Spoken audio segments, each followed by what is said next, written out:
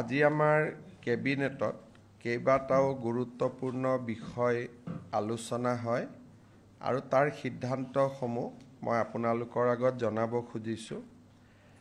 অসম চৰকাৰে প্ৰাইভেট স্কুলবিলাকৰ fees regulate কৰে, কিন্তু প্ৰাইভেট স্কুলবিলাকৰ ফিজ ৰেগুলেট কৰা যিখন আমাৰ আইন আছিল, Assam non government educational institute regulation of fees act, ইয়াতে আমি মাইনৰিটি ৰান ইনষ্টিটিউটবিলাকক আউটাৰ বাহিৰত ৰাখিছিলোঁ।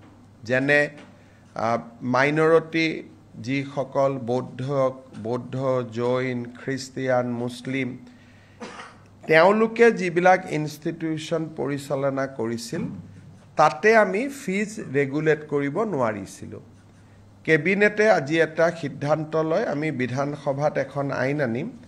এতিয়াৰ পৰা আমি মাইনৰিটি ৰান বা সংখ্যালঘু লোকৰ দ্বাৰা পৰিচালিত বিদ্যালয়সমূহৰো ফিজ আমি আন প্ৰাইভেট স্কুলৰ দৰেই নিৰীক্ষণ আৰু নিৰূপণ কৰিব পাৰিম। আজি আমাৰ কেবিনেটত এটা গুৰুত্বপূৰ্ণ সিদ্ধান্ত হয় যে যিসমূহ আমাৰ বিভিন্ন প্ৰাদেশিকৃত বিদ্যালয়সমূহত আমাৰ এটা আগত সিদ্ধান্ত আছিলে যে তাৰ কৰ্মচাৰীসকলৰ দৰমহা আমি আইনৰ জৰিয়তে ফিক্স কৰি ৰাখিছিলোঁ।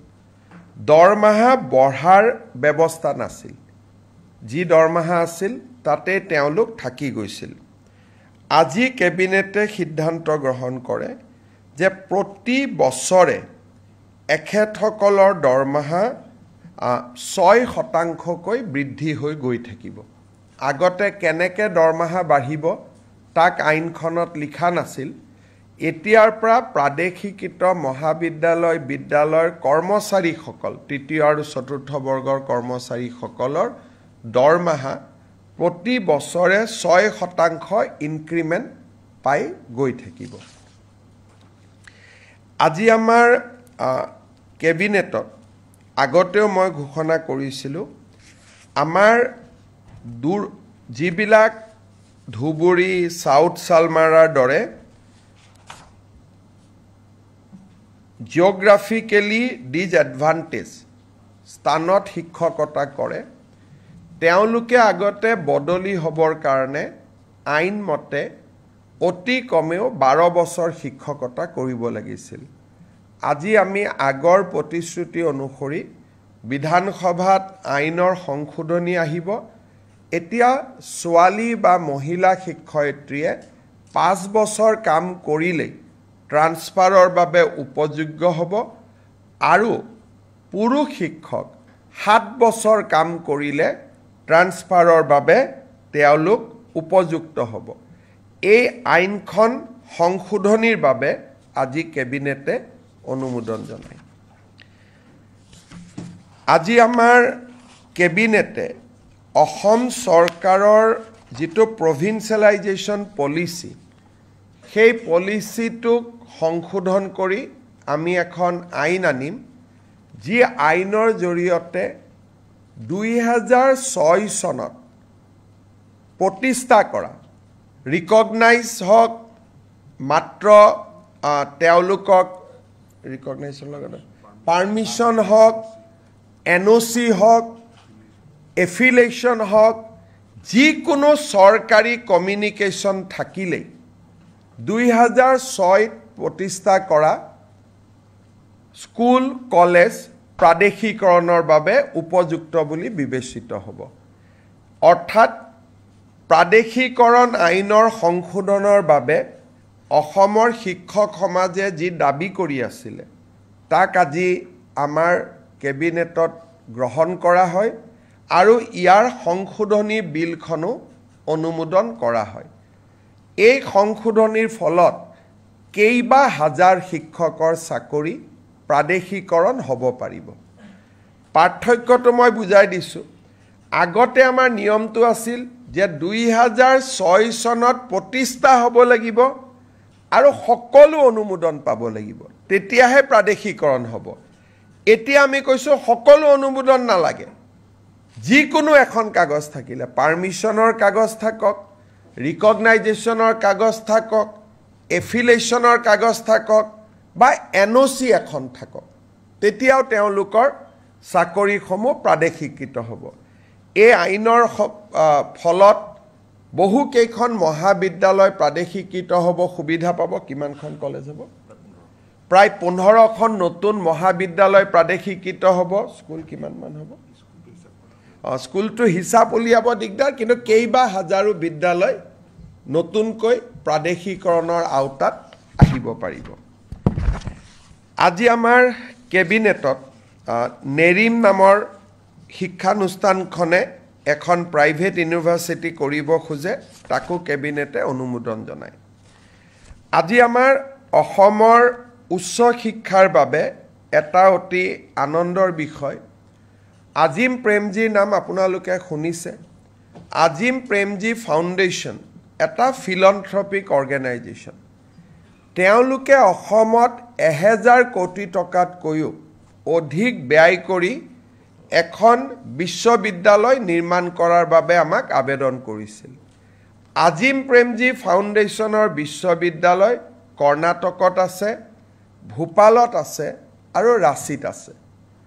এই বিশ্ববিদ্যালয়ত ছাত্ৰ ছাত্ৰীসকলক যথেষ্ট স্কলাৰশ্বিপ দিয়া হয় আৰু বিশ্বমানৰ শিক্ষা প্ৰদান কৰা হয়। আজিম প্ৰেমজী ইউনিভাৰ্চিটি পলাশবাৰীত স্থাপন হ'ব IIMৰ লগতে, আৰু 10,000তকৈ অধিক ছাত্ৰ ছাত্ৰীক এই ফাউণ্ডেশ্যনে শিক্ষা দিব। আজি এই ফাউণ্ডেশ্যনক বিশ্ববিদ্যালয় কৰাৰ বাবে যিখন আইন লাগে, সেই আইনখনো বিধানসভাত উপস্থাপন কৰাৰ বাবে কেবিনেটে অনুমোদন জনায়। আৰু এই বিশ্ববিদ্যালয়খনে অসমৰ উচ্চ শিক্ষাৰ এটা পৰিৱেশত এটা নৱজাগৰণৰ সৃষ্টি কৰিব। আমি যিবিলাক প্ৰাইভেট ইউনিভাৰ্চিটি দেখোঁ, সেইকেইখন হ'ল প্ৰাইভেট ইউনিভাৰ্চিটি। এইখন হ'ল ফিলন্থ্ৰপিক প্ৰাইভেট ইউনিভাৰ্চিটি, অৰ্থাৎ তাত কোনো ব্যৱসায় নাই, প্ৰফিটৰ কথা নাই, বৰঞ্চ ল'ৰা ছোৱালীক তেওঁলোকে স্কলাৰশ্বিপ দি পঢ়াব। সেইকাৰণে আৰু প্ৰথম অৱস্থাত 1100-1200 কোটি টকা, তেওঁলোকে পৰৱৰ্তী অৱস্থাত 1700 কোটি টকালৈকে বিনিয়োগ কৰিব। তাত স্কুলো বনাব, তেওঁলোকে হস্পিটালো বনাব। এটা ডাঙৰ পৰিৱৰ্তন আহিব। IIMৰ লগতে হ'ব। পলাশবাৰী ৰাইজৰ বাবেও এটা আনন্দৰ বাতৰি, অসমৰ ৰাইজৰ বাবেও এটা আনন্দৰ বাতৰি। আজি আমাৰ কেবিনেটত আমি বহুদিনৰ পৰা আলোচনা কৰি আছিলোঁ যে চাহ বাগিচাৰ শ্ৰমিকসকলৰ লাইনৰ মাটিক আমি মালিকৰ পৰা চিলিং এক্টত লৈ আমি শ্ৰমিকসকলৰ মাজত বিতৰণ কৰিম। আজি কেবিনেটে অনুমোদন জনায় যে অসমৰ চাহ বাগিচাৰ লেবাৰ লাইনৰ মাটি চিলিং আইনৰ অধীনত আমি চৰকাৰীকৰণ কৰিম, আৰু এক্টতে লিখা থাকিব যে চৰকাৰীকৰণ কৰাৰ লগে লগে এই মাটি শ্ৰমিকসকলক আবণ্টন কৰা হ'ব। 2-3টা কণ্ডিশ্যন থাকিব। শ্ৰমিকসকলে 20 বছৰলৈ এই মাটি বিক্ৰী কৰিব নোৱাৰিব আবণ্টন পোৱাৰ পিছত, আৰু শ্ৰমিকসকলে এই মাটি যেতিয়া 20 বছৰ পিছতো বিক্ৰী কৰিব, এই চাহ জনগোষ্ঠীৰ ৰাইজৰ মাজতহে বিক্ৰী কৰিব পাৰিব। আউটছাইড টি গাৰ্ডেনৰ যি শ্ৰমিক, তেওঁলোকক বিক্ৰী কৰিব নোৱাৰিব, যাতে লেবাৰ লাইনবোৰ সুৰক্ষিত হৈ থাকে। আমি এটা অনুমান কৰিছোঁ, এই বিলখন অহাৰ ফলত 2,18,553 বিঘা মাটি আবণ্টন কৰিব পৰা যাব।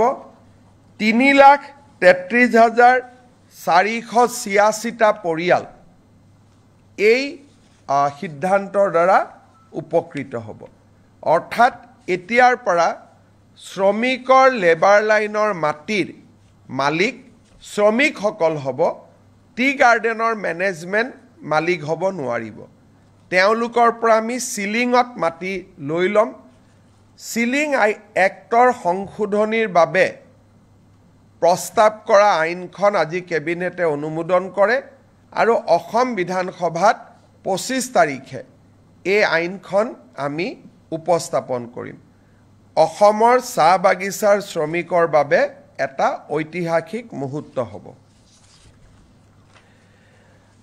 আমাৰ আপোনালোক সকলোৱে জানে যে বহু দিনৰ পৰা এটা অভিযোগ আছে যে ট্ৰাইবেল বেল্ট এণ্ড ব্লকৰ মাটি দখল কৰা হয় চৰকাৰে উচ্ছেদ কৰিছে কিন্তু আজি বিজেপিৰ চৰকাৰ আছে উচ্ছেদ কৰিছে অহাকালিতো উচ্ছেদ নকৰিবও পাৰে ট্ৰাইবেল বেল্ট এণ্ড ব্লকৰ মাটি দখল হৈয়ে থাকিব আজি জাষ্টিস বিপ্লৱ শৰ্মা কমিটি অসম চুক্তিৰ 6 নম্বৰ দফা যোৱাকালিও আমি আলোচনা কৰিছিলোঁ জাষ্টিস বিপ্লৱ শৰ্মা কমিটি আমাক কৈছিল যে এখন ডিস্ট্ৰিক্ট ল্যান্ড ট্ৰিব্যুনেল হ'ব লাগে য'ত এজন ৰিটায়াৰ্ড ডিস্ট্ৰিক্ট জাজ তাৰ অধ্যক্ষ হ'ব ট্ৰাইবেল বেল্ট এণ্ড ব্লকৰ মাটি কোনোবাই দখল কৰিলে এই ডিস্ট্ৰিক্ট ট্ৰিব্যুনেলত অভিযোগ দিব পাৰিব আৰু ডিস্ট্ৰিক্ট ট্ৰিব্যুনেলে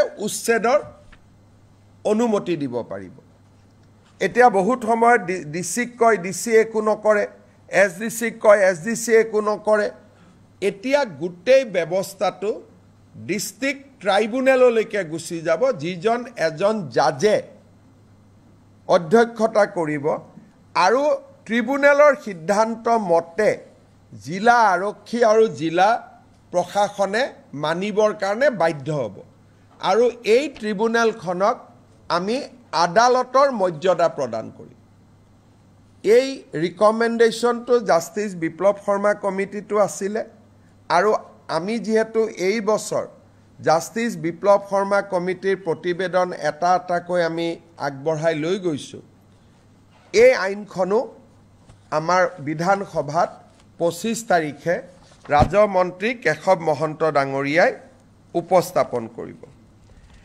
আজি আমাৰ কেবিনেটত কাৰ্বি ভৈয়ামত বাস কৰা কাৰ্বি ৰাইজৰ বাবে আপোনালোকে জানে যে কাৰ্বি সমাজ পাহাৰত বাস কৰে আৰু কাৰ্বি সমাজ ভৈয়ামতো বাস কৰে ভৈয়ামত বাস কৰা কাৰ্বি সমাজৰ বাবে আজি আমি এখন অট'নমাছ কাউন্সিল গঠন কৰাৰ সিদ্ধান্ত লওঁ আৰু এই অট'নমাছ কাউন্সিল আইনখনো আজি কেবিনেটত পাৰিত কৰা হয় ভৈয়াম জনজাতি উন্নয়ন মন্ত্ৰী ৰণোজ পেগু ডাঙৰীয়াই 25 তাৰিখে এই আইনখন বিধানসভাত উপস্থাপন কৰিব আজি আমি জাগিৰোডত কেন্দ্ৰীয় বিদ্যালয় এখন সেন্ট্ৰেল স্কুল এখন স্থাপনৰ বাবে 24 বিঘা মাটি আমি আবলটন দিওঁ আপোনালোকে জানে যে এডভান্টেজ 3 পিছৰে পৰা অসমত আমি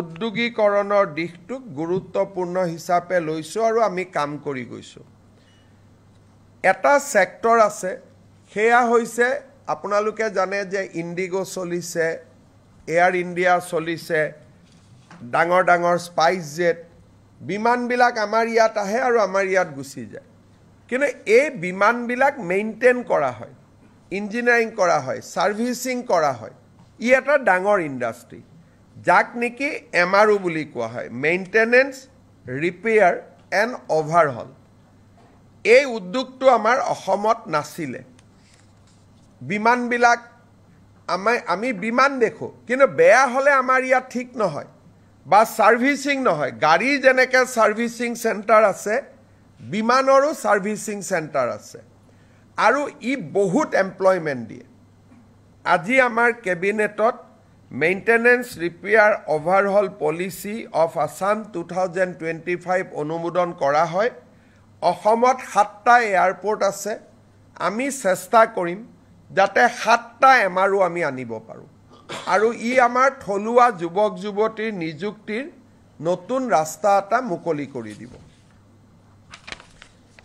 আৰু এভিয়েশ্যন ইণ্ডাষ্ট্ৰিটো অসমত নতুন কৰি গঢ় লৈ উঠাত সহায় কৰিব আজি কেবিনেটত 10,000 কোটি টকাৰ ওপৰত যদি কোনোবাই বিনিয়োগ কৰিব খোজে তাৰ বিভিন্ন ইনচেন্টিভ আদি দিবৰ বাবে মুখ্যমন্ত্ৰীৰ অধ্যক্ষতাত এখন কমিটি নিৰ্মাণ কৰা হয় আমাৰ কেবিনেটত কেইখনমান আৰু বিল আহিব অসম জনবিশ্বাস আইন আমাৰ আসাম ফায়াৰ ইমাৰ্জেন্সি সাৰ্ভিস বিল তাকো কেবিনেটে আজি অনুমোদন জনায় এইবাৰ প্ৰায় 25খনতকৈ অধিক বিল কেবিনেটত আহিব আৰু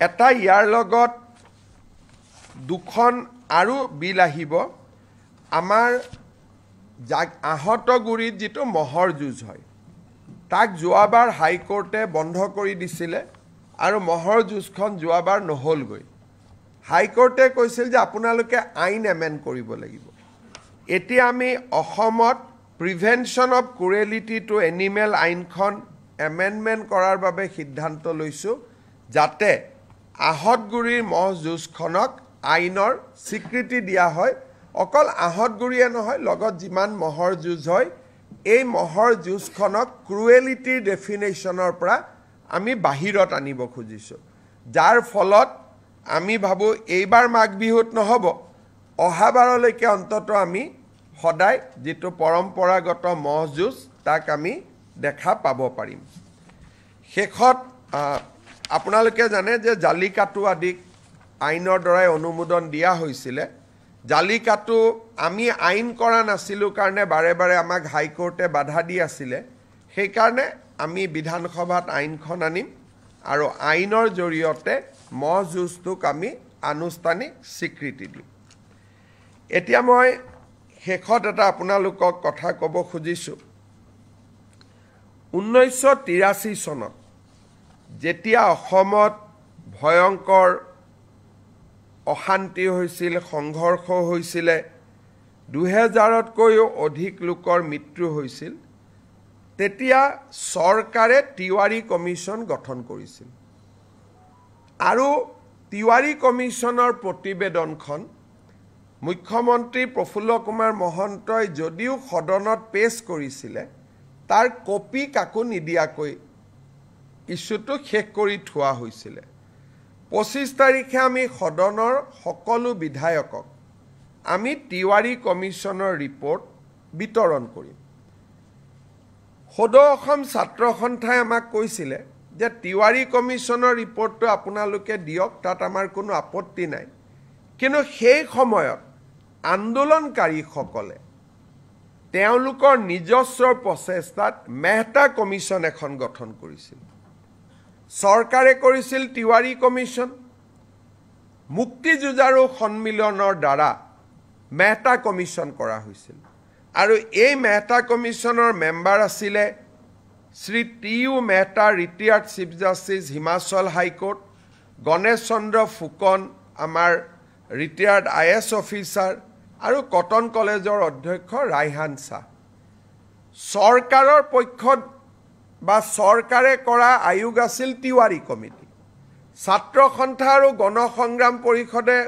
নিৰ্মাণ কৰা আয়োগ আছিল মেহতা কমিটি যেহেতু আমি তিৱাৰী কমিছনখন সদনত আনিম আসুৰ অনুৰোধ আছিল যে মেহতা কমিছনখনো আনিব লাগে যাতে দুইটা ভিউ ৰাইজে পাব পাৰে আজি আমি এটা বহল অন্তৰলৈ অসমত কেতিয়াও হোৱা নাই ব্যক্তিগত বা সামাজিক পৰ্যায়ত গঠন কৰা আয়োগৰ প্ৰতিবেদন বিধানসভাত দাখিল কৰা আজিলৈকে কোনো ৰেকৰ্ড নাই কিন্তু পৰম্পৰা ভাঙি আমি জাষ্টিছ মেহতা কমিটিৰ ৰিপৰ্ট যদিও ব্যক্তিগত বা সামাজিক পৰ্যায়ত হৈছিল চৰকাৰ কোনো বেচৰকাৰী তদন্ত এই বেচৰকাৰী তদন্তৰ প্ৰতিবেদনখনো আমি সদনত দাখিল কৰিম যাতে অসমৰ ইতিহাসৰ সেই অধ্যায়টোৰ সকলো ধৰণৰ ভিউজ যাতে ৰাইজে পাব পাৰে বেচৰকাৰী তদন্ত আয়োগ চৰকাৰী তদন্ত আয়োগ আমি দুইটা সদনৰ মজিয়াত দাখিল কৰিম বিশেষকৈ ৰিচাৰ্চ ষ্টুডেণ্ট গৱেষণাৰ ষ্টুডেণ্ট অসম আন্দোলনক লৈ গৱেষণা কৰিব খোজা ৰিচাৰ্চ কৰিব খোজা জানিব খোজা এই সকলো ব্যক্তিৰ কাৰণে দুইখন কমিটিৰ ৰিপৰ্ট থাকিলে তেওঁলোকে এই এটা সম্যক ধাৰণা ল'বলৈ সুবিধা পাব তেতিয়াও এটা বিতৰ্ক হৈছিল সেই সময়তে প্ৰফুল্ল মহন্ত চৰকাৰ থাকোঁতে এইটো অনুৰোধ আছিল যে তিৱাৰীখন দিলে যদি মেহতাখন কিয় দিয়া নাই আমি সিদ্ধান্ত ল'লোঁ যে আমি দুইটা ৰিপৰ্ট আমি সদনক দিম সেই ফালৰ পৰা আজি এখন ঐতিহাসিক সিদ্ধান্ত এটা অসম কেবিনেটত গঠন কৰা হয় আপোনালোকে কিবা প্ৰশ্ন সোধাৰ আগতে মই এটা আপোনালোকক সামান্য ইনফৰমেশ্যনেৰে মই সামৰণি মাৰিব খুজিছোঁ আজি আপোনালোকে দেখিছে যে কেবিনেটত অজস্ৰ আইটেম আছিলে সেইকাৰণে জনজাতি সংক্ৰান্তত মন্ত্ৰীসভাৰ প্ৰতিবেদনখন আজি আমি বহুত ভাল কৰি আলোচনা কৰিব নোৱাৰিলোঁ আজি আমি সিদ্ধান্ত ল'লোঁ যে ২৬ তাৰিখে জনজাতীয় ৬ জনগোষ্ঠীৰ জনজাতীয়কৰণৰ সম্পৰ্কৰ প্ৰতিবেদনখন ২৬ তাৰিখে এখন বিশেষ কেবিনেটত আলোচনা হ'ব আৰু ২৭ তাৰিখে আমি ইয়াক বিধানসভাত উপস্থাপন কৰিম ২৫ তাৰিখে উপস্থাপন কৰিম বুলি মই কৈছিলোঁ কিন্তু বহুত কাগজ পত্ৰ আইনৰ হেঁচাৰ বাবে আমি সিদ্ধান্ত ল'লোঁ যে এই প্ৰতিবেদনখন আমি ২৭ তাৰিখে সদনত আমি দাখিল কৰিম ২৬ তাৰিখে আমাৰ কেবিনেট বৈঠক হ'ব তাতে অনুমোদন হ'ব আৰু ২৭ তাৰিখে আমি ইয়াক সদনত উপস্থাপন কৰিম আপোনালোকৰ যদি কিবা প্ৰশ্ন আছে কৰিব পাৰে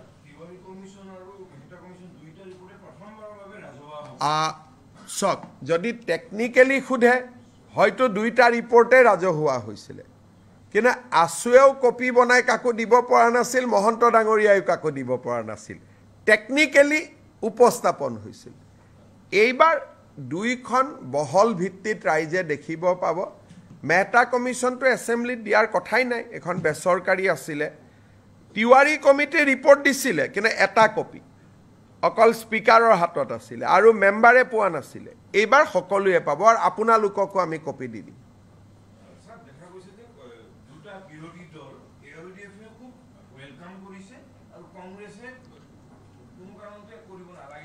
চক মই ৰিপৰ্টটো যিহেতু পঢ়িছোঁ তিৱাৰী কমিশ্যনৰ ৰিপৰ্টটো যদিও সেই সময়ত কংগ্ৰেছৰ চৰকাৰৰ দিনত হিতেশ্বৰ শইকীয়া চৰকাৰৰ দিনতে তাৰ প্ৰতিবেদন আহিছিল ৰিপৰ্টটো সম্যকভাৱে এটা নিৰপেক্ষ ৰিপৰ্ট আৰু যথেষ্ট কষ্ট তাত কৰা হৈছিলে অসমৰ এটা ডাঙৰ ইতিহাস এটা লুকাই নোহোৱা হৈ যাব যদি আমি তিৱাৰী কমিশ্যনৰ ৰিপৰ্টটো দেখা নাপাওঁ আৰু কংগ্ৰেছে ভাবিছে তাত কিবা প্ৰভোকেটিভ কথা আছে তাত বিজেপিৰ ৰাজনৈতিক লাভ হ'ব তাত বিজেপিৰ ৰাজনৈতিক লাভ হ'ব পৰা এটা শব্দও নাই খালি অসমৰ বুৰঞ্জীৰ ডাঙৰ ইতিহাস এটা নোহোৱা হৈ যাব যদি তিৱাৰী কমিশ্যনৰ ৰিপৰ্টটো ৰাইজৰ সন্মুখত নাথাকে গতিকে ই এটা একাডেমিক এক্সাৰচাইজ কংগ্ৰেছে ভাবিছে তাত কিবা তেওঁলোকৰ বিৰুদ্ধে কথা আছে কাৰণ কংগ্ৰেছৰ বৰ্তমান নেতৃত্বটো খুব তুলুঙা আৰু তেওঁলোকৰ মই ক'ব গ'লে মেচিউৰিটিৰ অভাৱ কাৰণ এখন তেওঁলোকৰ চৰকাৰে গঠন কৰা তদন্ত আয়োগ প্ৰধানমন্ত্ৰী ইন্দিৰা গান্ধীয়ে গঠন কৰা তদন্ত আয়োগ ইন্দিৰা গান্ধীয়ে গঠন কৰা তদন্ত আয়োগৰ প্ৰতিবেদন এখন প্ৰকাশ কৰিব নালাগে বুলি কংগ্ৰেছে কেনেকৈ ক'ব পাৰে আৰু বিৰোধী দলপতি দেৱব্ৰত শইকীয়াৰ দেউতাকে এই কমিটিখন পৰিচালনা কৰিছিল তেওঁৰ মুখ্যমন্ত্ৰীৰ দিনত তাৰমানে এই কংগ্ৰেছ পাৰ্টিটোৰ মেচিউৰিটি নাই বৰ্তমানৰ যিটো কংগ্ৰেছ পাৰ্টি চলি আছে তুলুঙা একেবাৰে মানে পলিটিক্যাল মেচিউৰিটি নোহোৱা পাৰ্টি এটা তেওঁলোকৰ কামটো আমি কৰিছোঁ আৰু আমি কিমান অপেন কালি আমাক আছুৱে কৈছে আৰু ৰিপৰ্টত আছুৰ ওপৰতহে কিছুমান নিগেটিভ আছে কালি আছুৱে মোক কৈছে যে নহয় আমি জানো আমাৰ ওপৰত নিগেটিভ আছে কিন্তু তথাপিতো এইখনো সদনত আহক কাৰণ আন্দোলনৰ ইতিহাসৰ ই এটা অংশ আজি নেলিক লৈ বহুতে কিবা কিবি কৈ থাকে তাতে পঢ়িলে বুজি পাব অকল নেলি অহা নাই, তাত গহপুৰ আহিছে, চমৰীয়া আহিছে, চিলাপথাৰ আহিছে। গতিকে এই ৰিপৰ্টখন পঢ়িলে নতুন প্ৰজন্মই বহুত কথা জানিব পাৰিব। অসম আন্দোলন কিয় হৈছিল, কিয় হ'বলগীয়া হ'ল, আৰু সেই সময়তে তিৱাৰী কমিশ্যনে সাংবিধানিক ৰক্ষা কবচ ৰিকমেণ্ড কৰি গৈছিল ইন 1983। গতিকে এইবিলাক জনা ভাল। আজি আমি যি কৈ আছোঁ,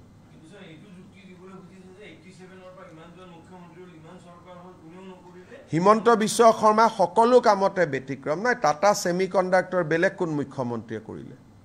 অসমীয়া ভাষাক ধ্ৰুপদী ভাষাৰ মৰ্যাদা কোনে দিলে? বৃন্দাবনী বস্ত্ৰ কোনে আনিলে? লাচিত বৰফুকনৰ জন্ম জয়ন্তী কোনে পালন কৰিলে? চুকাফাৰ নামত বিশ্ববিদ্যালয় কোনে কৰিলে? টি গাৰ্ডেনৰ শ্ৰমিকক মাটিৰ অধিকাৰ কোনে দিলে? গতিকে আমাৰ চৰকাৰখনটো ব্যতিক্ৰমী। সেইকাৰণে আমাৰ চৰকাৰখনে সপ্তাহত কেবিনেট পাতি এনেকৈ আপোনালোকক কোনোবা মুখ্যমন্ত্ৰীয়ে এড্ৰেছ কৰাৰ আগতে কোনোবাই কৰিছিল নেকি? গতিকে আমাৰ চৰকাৰখনটো ব্যতিক্ৰম হয়েই, সেইটোতো অসমৰ মানুহে স্বীকাৰ কৰে, আশীৰ্বাদ কৰে। গতিকে আগৰ মুখ্যমন্ত্ৰীয়ে নকৰিলে বুলি মই নকৰিম, এইটো কেনেকুৱা, ক'ত কথা লিখা আছে?